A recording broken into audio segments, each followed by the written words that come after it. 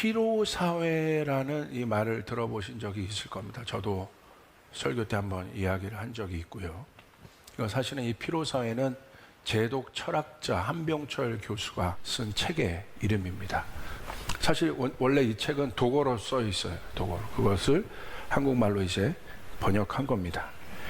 이 책을 읽는 띠은, 이 책에서 주장하는 띠은 착취라는 이 단어를 통해서 시대를 좀 분석을 해요. 과거가 타인에 의하여 착취를 당했다는 거예요. 과거가. 근데 그 많은 것들이 변화를 거치면서 이제는 타인에 의한 착취는 없어지게 됐죠. 많은 부분. 그런데 이제 이분이 주목하는 거, 지금 이 자본주의 시대는 어떤 시대이냐? 자기 착취 시대로 들어갔다는 거예요. 타인에 대한 착취가 아니라. 자기 착취는 뭐냐? 왜 자기를 착취하기 시작했느냐? 그런데 왜 자기 착취가 시작됐냐면 그것은 이 사회가 성과주의라는 거예요. 성과주의. 성공주의라는 거죠.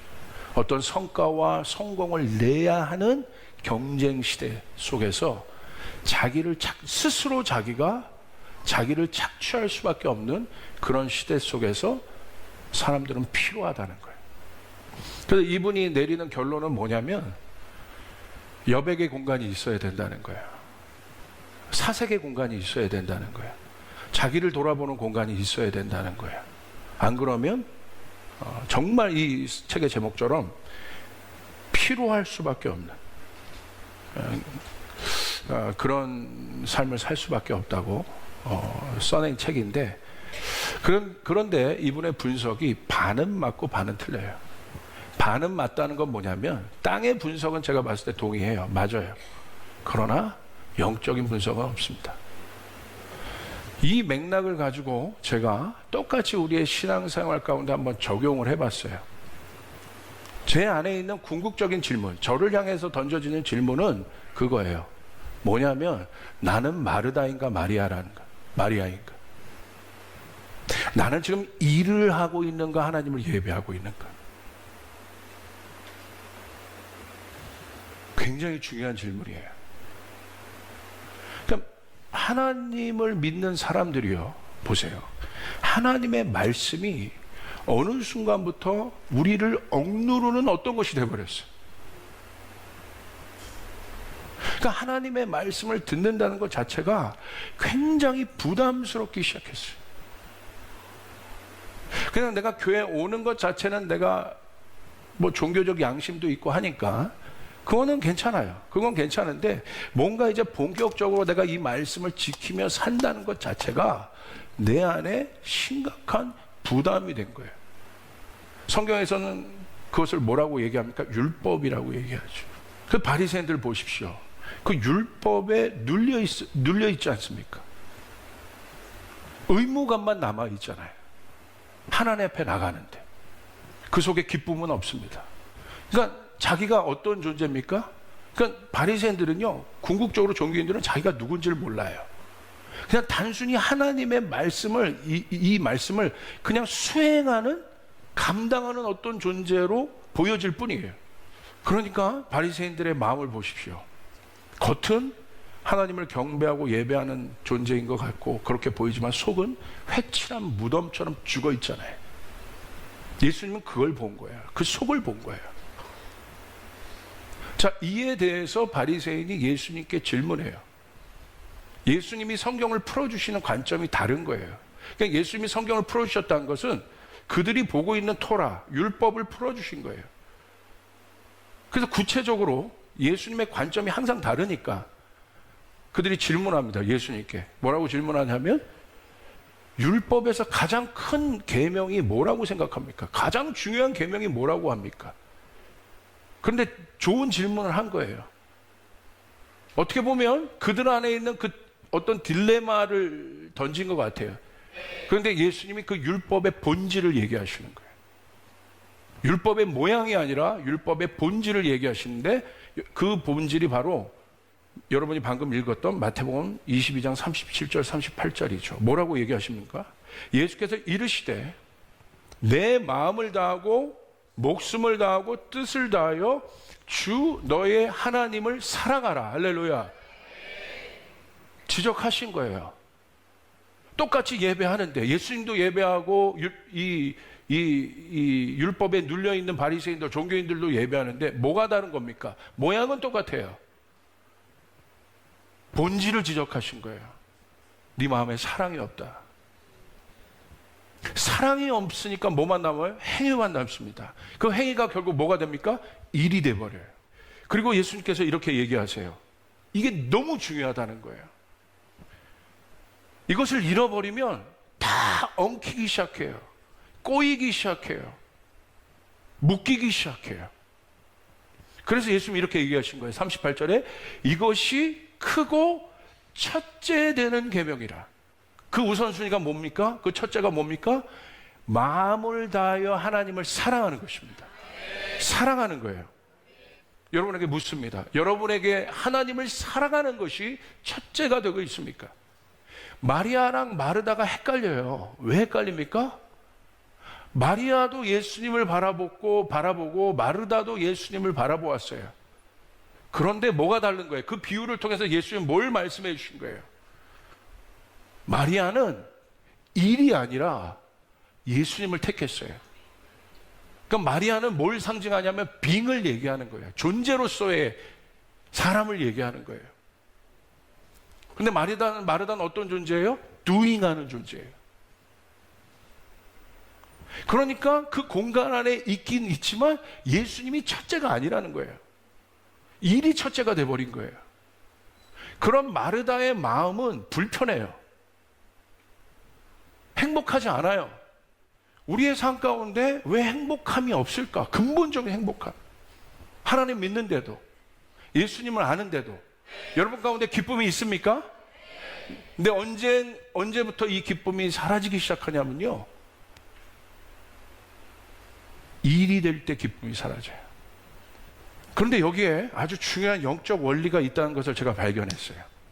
그것은 바로 뭐냐면 사랑하지 않을 때 어떤 일들이 나타나는가. 그러니까 우리가 하나님을 사랑하는 것을 어떻게 여러분 증명할 수 있어요? 막 내가 뜨겁게 찬양하면 하나님을 사랑하는 거예요?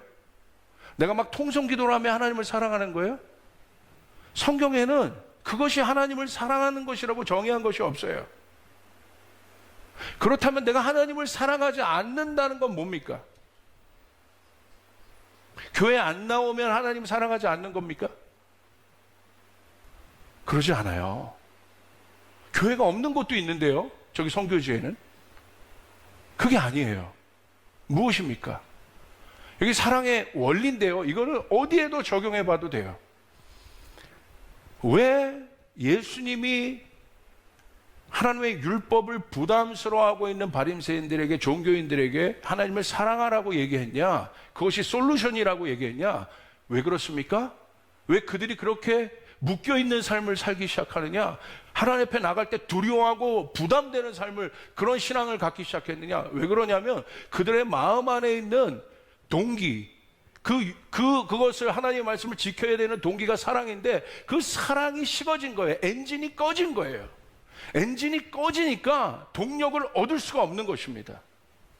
이 동력은 위로부터 오는 것입니다. 하늘로부터 오는 것입니다. 그러니까 그 동력을 내가 만들어야 하니까 어려운 거예요.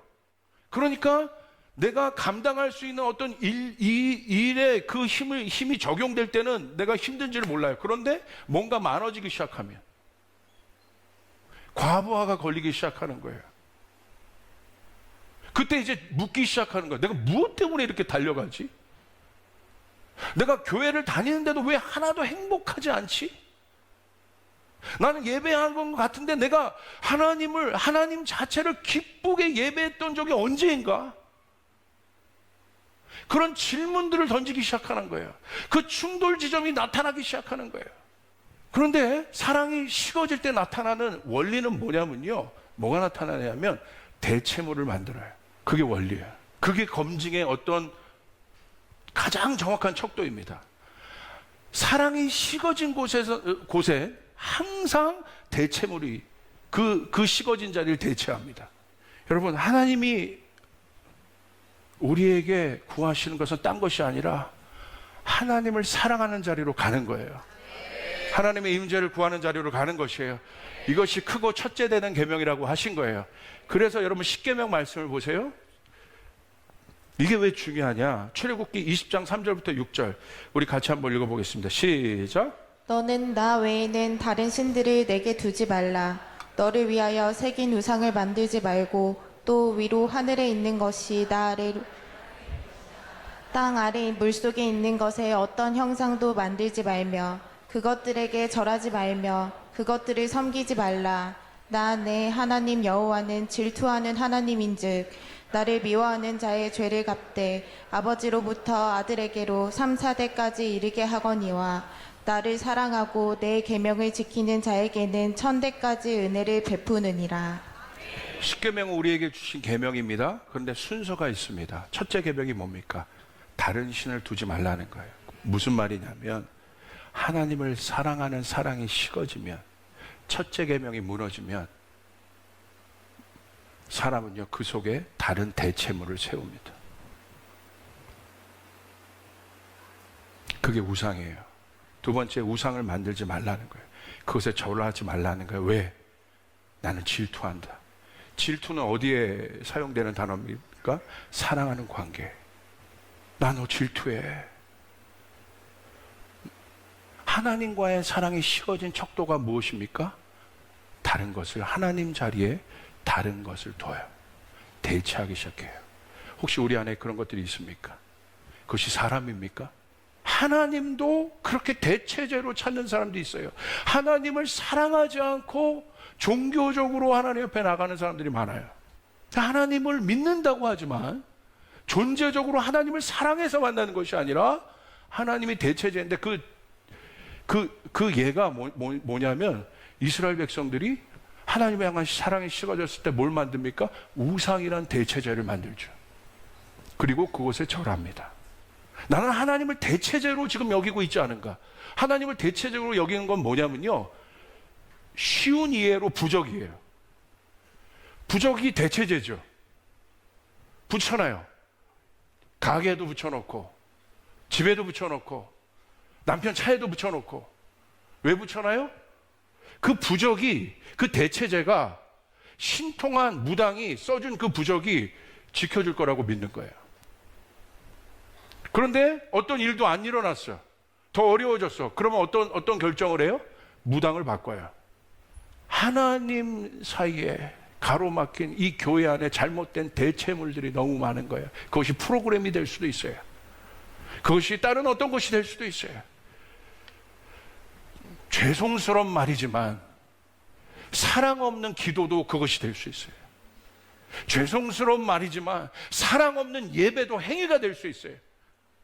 그래서 예수님이 우리에게 말씀하신 거예요. 그 행위하기 전에 우리 가운데 일으켜야 될 마음이 있는데, 그것은 뭐냐면 네 마음과 뜻과 목숨을 다하여 하나님을 사랑할지어다. 그것이 첫째 되고 큰 계명이다. 가장 크고 첫째 되는 계명이다. 첫째로 세워야 된다. 첫째는 중요한 것입니다. 첫째가 무너지면 다 무너지게 되어 있습니다. 그러므로 이제 점검해야 됩니다. 내 안에 하나님이 식어진 자리에 있었던 대체물은 무엇인가? 하나님 이 대체물을 제거하여 주시옵소서. 하나님 이 우상을 제거하여 주시옵소서. 하나님 이제 깨닫습니다. 돈이 나쁘다는 것이 아니에요. 오해하지 마세요. 예수님도 돈이 있으셔야 됐어요. 그게 나쁘다는 것이 아니에요. 묶여있는 돈, 생명 아닌 돈에 묶여있는 우리들이 문제인 거예요. 디모데후서 6장 10절 우리 한번 같이 읽겠습니다. 시작. 돈을 사랑함이 일만하게 뿌리가 되나니 이것을 탐내는 자들은 미혹을 받아 믿음에서 떠나 많은 근심으로써 자기를 찔렀도다. 디모데후서 3장 2절. 사람들이 자기를 사랑하며 돈을 사랑하며 자랑하며 교만하며 비방하며 부모를 거역하며 감사하지 아니하며 거룩하지 아니하며. 여러분 기가 막히죠? 돈은 생명이 아니잖아요. 근데 돈을 사랑한대요. 사랑은요, 성경적으로 보면 생명 있는 존재에 대해서만 적용되게 돼 있어요. 하나님이 저희를 물건으로 보이지 않으세요. 저희를 부속품으로 보이지 않으세요. 하나님은 저희를 자녀로 보십니다. 사랑의 존재로 보십니다. 이것을 사단이 막는 거예요. 하나님이 너희를 물건으로 본다, 도구로 본다. 그러지 않아요. 하나님, 여러분이 넘어지든 어떻게 하든 하나님은 여러분을 사랑하십니다. 그것에 대한 증거가 예수님을, 당신 아들을 죽이신 거예요. 여러분, 그 사랑 가운데, 그 사랑에 여러분, 이 마귀가 속삭이는 그 정죄감으로부터 우리 나와야 합니다. 내가 어떤 상태여든 당자여든 하나님은 아버지가 되셔서 팔을 벌려 우리를 받아주시는 분입니다. 우리를 회복하시는 분이십니다. 여러분 믿습니까? 그런데 사단은 이것을 속입니다. 뭐라고 되어 있냐면 돈을 사랑함이 일만 악의 뿌리다. 모든 악의 뿌리가 하나님을 향한 사랑이 식어진 대체물을 사랑하는 그곳으로부터 나온다는 거예요. 그 우상으로부터 나온다는 거예요. 어마어마한 말씀이잖아. 일만 악의 뿌리다. 하나님을 사랑하지 않는 것으로부터 나오는 모든 동기가 일만 악의 뿌리다. 돈이라는 상징성을 갖고 얘기했지만, 그런데 왜 그렇게 됐느냐? 이것을 욕심 때문에 그러는데요, 이것을 탐내는 자들은 미혹을 받았다. 미혹은 뭐냐면 영적인 거예요. 미혹은 뭐냐면요, 에덴 동산에 처음 미혹이 있었지 않습니까? 사단은 영이에요. 사단이 아담의 혼을 붙잡는 거예요. 그래서 분별력을 흐리게 만들어요. 분별력을 흐리게 만들고 복잡하게 만듭니다. 그게 미혹이에요. 그래서 혼의 기능은 결정의 기능을 한다고 했어요. 한다 하지 않는다. 그게 혼에서 일어나요. 여러분이 교회 간다, 교회 가지 않는다. 혼에서 일어나요.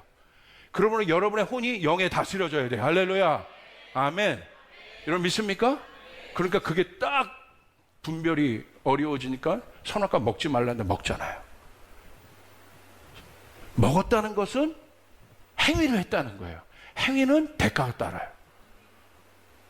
행위하기 전까지는 괜찮아요. 그런데 행위했을 때가 문제인 거예요. 그 다음에 어떤 단계로 들어갑니까? 믿음에서 떠나 근심으로 들어간대요. 미혹의 다음 단계는 뭡니까? 실질적으로 근심의 단계로 가는 거예요. 근심하기 시작하면 이제 뭘 찾기 시작하냐면 대체물을 찾기 시작합니다. 근심하면 사람이요, 우리 안에 있는 사랑이 뭘로 바뀌냐면 집착으로 바뀌어요. 내 자녀가 사랑의 대상인데 어떤 존재가 돼요? 집착의 대상이 돼요. 이걸 우리 뭐라고 얘기해요? 솔타이라고 해요. 이런 사람에게 나타나는 특징은 뭐냐면요, 기쁨이 없습니다. 교회 다녀도 기쁨이 없는 거예요. 그 속을 딱 까놓고 보면 하나님 말고 벌써 다른 것에 집착되어 있어요. 하나님이 들어갈 자리가 없습니다. 하나님이 역사할 자리가 없습니다. 이유는 무엇입니까? 하나님을 사랑하는 것이 식어진 것이에요. 그러면 이제 결론입니다. 답입니다. 답은 무엇입니까? 하나님을 사랑하는 자리로 가셔야 합니다. 할렐루야. 하나님을 사랑하는 자리로 가서 그 첫째 계명이 회복될 때 모든 문제들이 해결되기 시작하는데, 그 하나님을 사랑하는 자리에서 뭘 하기 시작하느냐, 이제 알게 되는 거예요. 아, 이제 알았다. 죽지 않은 옛자가 문제였구나. 그곳에서 자기를 부인하기 시작합니다. 자기를 부인하기 시작할 때 드디어 우리는 예수님을 따라갈 수 있는 힘이 생겨나기 시작해요. 할렐루야. 내 야망을 갖고 유다가 따라가기 때문에 마지막에 딴짓하는 거예요. 자기 부인을 안 했기 때문에. 오늘 자기를 부인해야 끝까지 우린 예수님을 쫓아갈 수 있습니다. 예수님을 따라갈 수 있습니다. 내 못난 자아가 부인돼야 됩니다. 자기 능력으로 사역하지 않아요. 자기 능력으로 사업하지 않아요. 자기 능력으로 무엇인가를 하지 않아요. 하나님 앞에 엎드리고, 주님, 나는 통로일 뿐입니다. 하나님 앞에 쓰임받는 종일 뿐입니다. 할렐루야. 하나님은 그 사람을 세워 높이 들려 올리셔서 찬송을 받게 하십니다. 하나님이 그 가운데 영광을 주십니다. 어마어마한 하나님의 돌파를 주십니다. 오늘 우리 조이풀교회가 조이풀교회 가운데 그 일들이 일어날지어다. 세례요한은 낮아졌는데 예수님이 세례요한을 들어 높이시는 것처럼, 예수님이 가장 낮은 곳에 가셨지만 여러분 빌립보서에 있는 것처럼 하늘에 있는 존재나 땅에 있는 모든 존재들이 예수님을 가장 높은 곳에 두어 예수님을 찬송하는 것처럼, 할렐루야, 우리 안에 이 예배가 시작되어야 되는 것입니다. 하나님을 사랑하는 자리로, 실제적인 그 자리로 들어가야 되는 것입니다. 아멘. 하나님을 사랑하는 것, 그 자기 부인. 그렇게 될 때 여러분, 하나님을 사랑한다는 건 뭐예요? 추상적이지 않아요. 내 몸을 드리는 거예요. 실제적으로 하나님의 얼굴을 구하기 시작하는 거예요. 다른 것을 구하지 않고, 그거는 부수적이에요. 그 모든 것을 여러분에게 더하실 것입니다. 여러분 어디든지 여러분 하나님과 만나는 자리가 있어야 됩니다. 그 자리가 있는 분 아멘 하시길 바랍니다. 아멘. 그냥 내가 오고 가다가 그냥 다 기도하면 되지. 그것도 필요하지만 아니에요. 첫째라는 거는 특별하게 만들어야 된다는 거예요. 우선순위로 만들어야 된다는 거예요. 여러분 그 자리를 확보하시길 바랍니다. 실제로 그 자리가 임재의 자리가 될 겁니다. 그리고 여러분 사랑을 표현하시길 바랍니다. 마음으로, 입술로, 재정으로 사랑을 표현해야 돼요. 사랑은 표현해야 되는 거예요. 머리로만 갖고 있으면 몰라요. 그러면서 여러분 그러니까 이렇게 하셔야 돼요.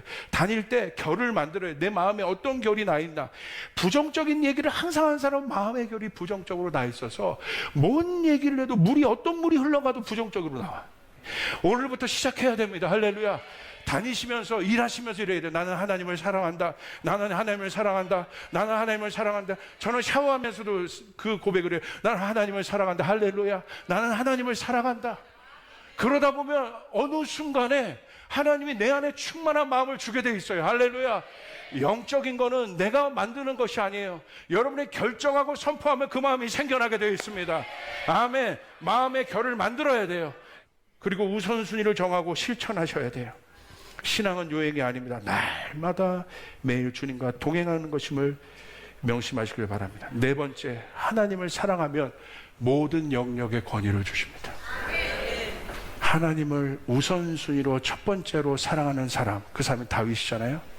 다윗에게 주셨던 선물은 뭔지 아세요? 권위예요. 영적인 사역의 핵심은요, 권위입니다. 권위는 세상이 만드는 것이 아니라 위에서 주어지는 것입니다. 왕이 부어주시는 것입니다. 여러분 일터 가운데 권위를 얻으시길 바랍니다. 여러분의 영역 가운데 권위를 얻으시길 바랍니다. 그러면 그 자리로 가셔야 돼요. 첫째 계명. 첫째 계명이 세워지는 자리로 들어가 하나님의 하시는 일을 바라보고 주님이 하시는 일을 바라보고 그 역사들을 바라보고 나는 주님의 통로가 될 뿐 하나님께서 우리 가운데 그 일들을 이루시기를, 우리 조이풀 교회 가운데 그 하나님의 임재의 장소를 열어주시기를, 여러분의 삶 가운데 그 장소를 열어주시기를 주님의 이름으로 축복합니다. 아멘.